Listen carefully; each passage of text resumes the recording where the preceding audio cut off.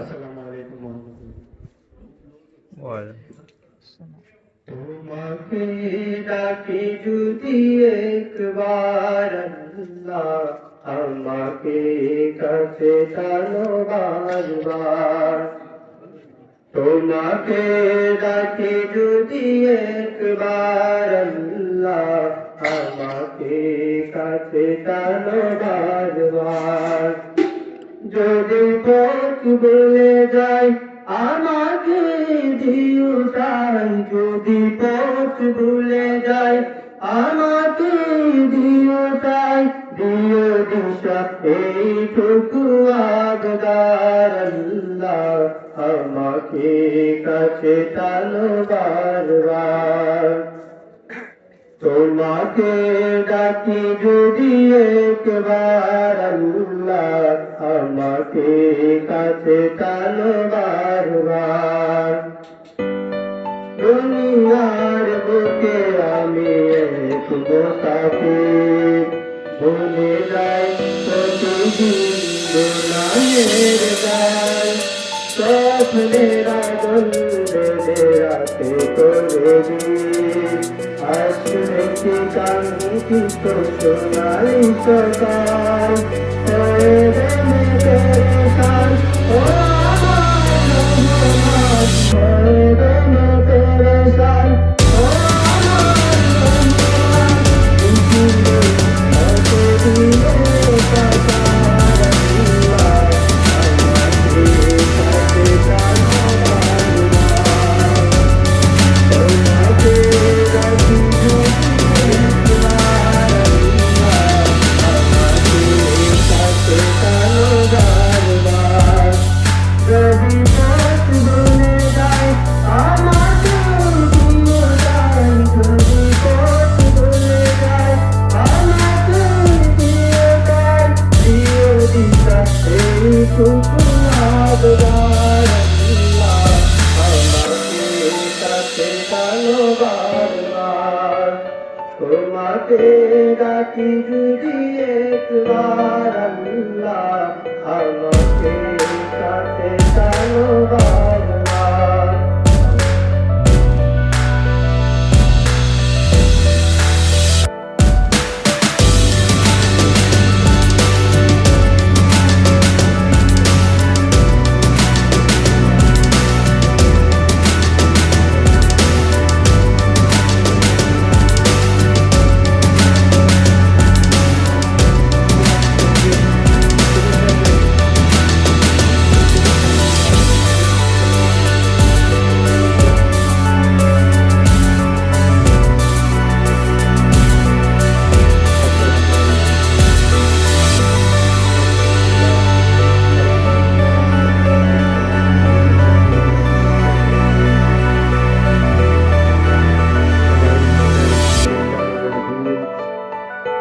बिस्मिल्लाहिर्रहमानिर्रहीम।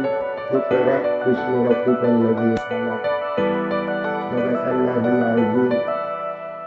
क़ाल नबी सल्लल्लाहु अलैहि वसल्लम, अल इल्मु नूरुन, औ कमा क़ाल अलैहि सलातु वस्सलाम। অধ্যক্ষ ফাতেহ কামাল দাখিল মাদ্রাসার নতুনভাবে উদ্বোধন ও দোয়া মাহফিলের সম্মানিত সভাপতি পাঠক কারিয়ালা দাখিল মাদ্রাসার ম্যানেজিং কমিটি, উপস্থিত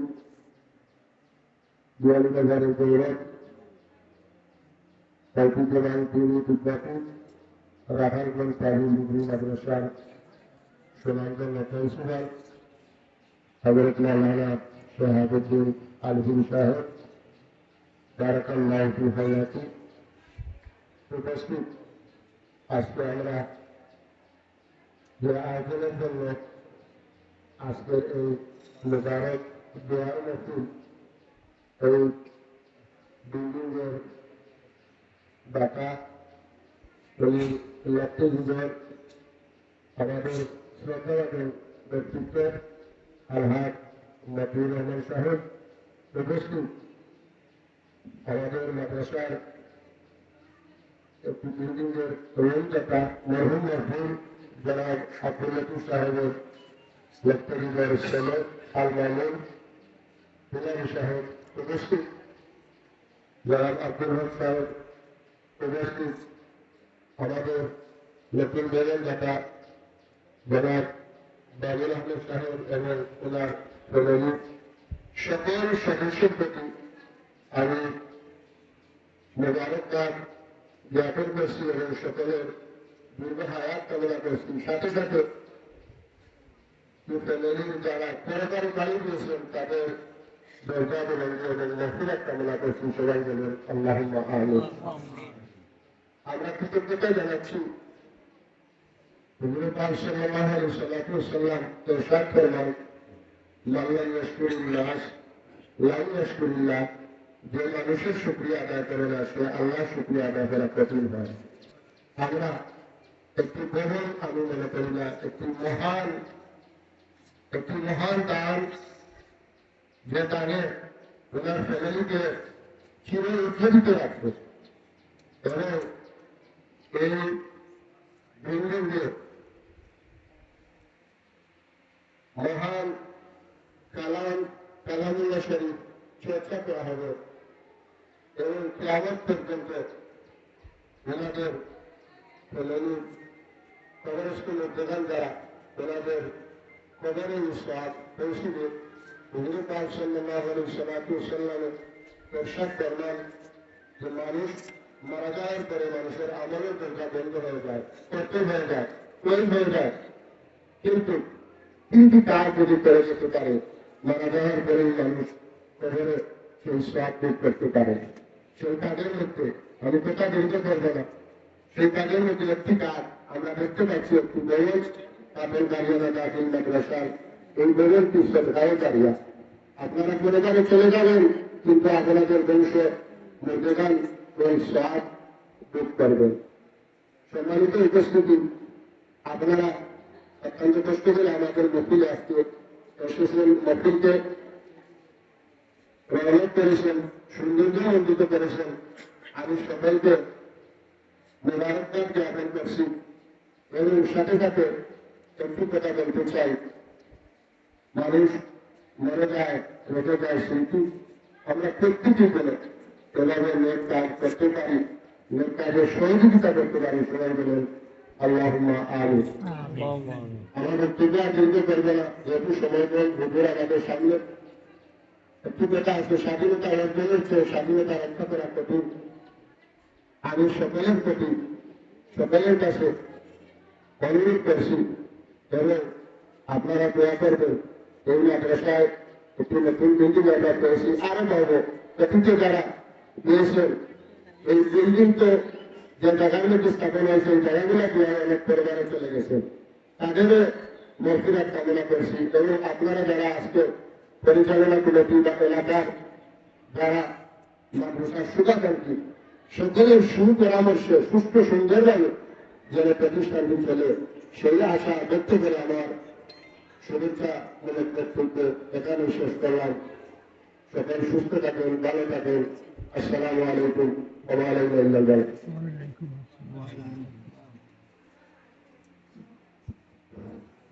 ধন্যবাদ আমাদের মাদ্রাসার সুপার মাদ্রাসাকে।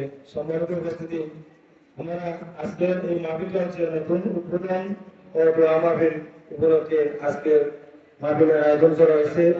উক্ত মাহফিলে আমাদের প্রধান অতিথি হিসাবে আমন্ত্রণ করেছেন বিশিষ্ট ইসলামিক চিন্তাবিদ হযরত মাওলানা শিহাবুদ্দিন আলিপুরি সাহেব, অধ্যক্ষ রাখালগঞ্জ দারুল কুরআন ফাজিল ডিগ্রি মাদ্রাসা। আমরা আজকে যেহেতু এটা ইসলামিক মাহফিল, বক্তব্য প্রধান অতিথি এবারে শেষ পর্যায়ে দেন, কিন্তু আজকে আমরা এখানে মাহফিলে উপস্থিত হয়েছি। আমাদের আজকে মাহফিলের প্রধান অতিথি মহোদয়ের কাছে নসিহতমূলক বয়ান পেশ করবেন। হুজুরের বয়ানের পূর্বে আমাদের আরো কি আমাদের গ্রামের এবং বিল্ডিং দাতার ফ্যামিলি পরিবারের পক্ষ থেকে অনেক গুরুত্বপূর্ণ বক্তব্য দিবেন। এখন আজকের মাহফিলের প্রধান অতিথি সাহেবের কাছ থেকে আমরা গুরুত্বপূর্ণ বয়ান শুনব। হুজুরকে মহামূল্যবান বয়ান পেশ করার জন্য আমি আহলে মজলিসের পক্ষ থেকে উদারতভাবে আহ্বান করছি।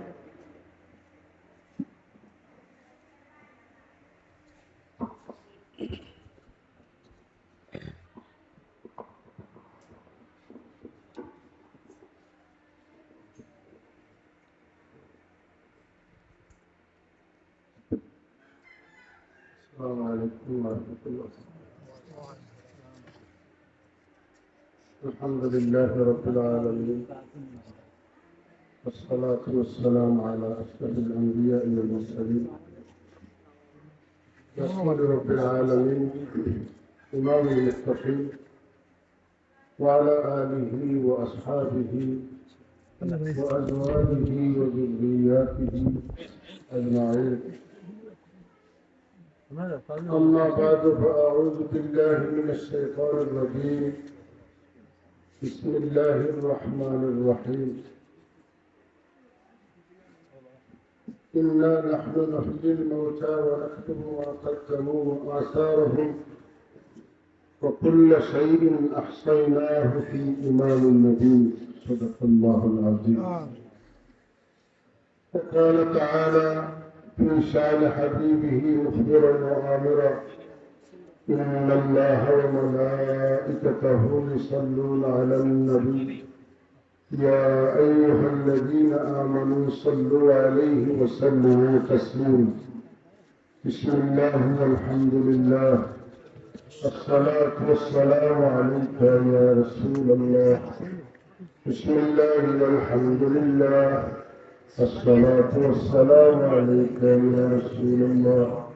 الصلاة على النبي والسلام على الرسول الشفيع الأرفع ومحمد عربي بلغ العلا بكماله كشف الدجى بجماله حسنت جميع خصاله صلوا عليه وآله. أستغفر الله إن الله غفور رحيم. أستغفر الله إن الله غفور رحيم. أستغفر الله العظيم الذي لا إله إلا هو الحي القيوم وأتوب إليه. لا حول ولا قوة إلا بالله العلي العظيم. আজকের এই নতুন ভবনের উদ্বোধনে পত্র মাদ্রাসা পরিচালনা কমিটির সম্মানিত সভাপতি, আমার